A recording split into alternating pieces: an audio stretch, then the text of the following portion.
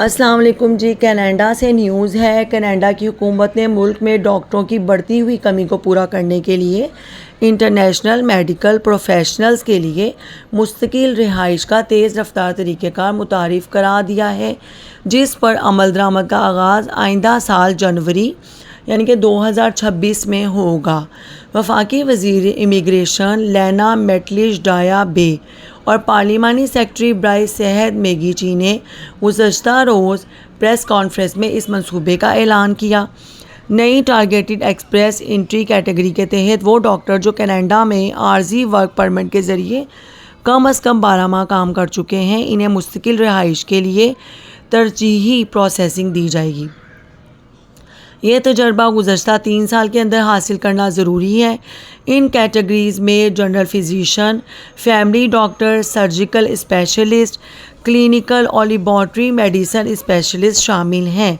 वफाकी हुकूमत ने सूबों और इलाक़ाई हुकूमतों के लिए मज़ीद नामज़दगी की मज़ीद 5000 असामियाँ मखसूस करने का भी ऐलान किया है, जिनका मकसद इन बैनुल-अक़वामी तौर पर तरबियत याफ्ता ऐसे डॉक्टरों को तवील मुद्दती रिहाइश फराहम करना है जो पहले ही कनाडा के तिब्बी निज़ाम में खिदमात अंजाम दे रहे हैं या दे चुके हैं।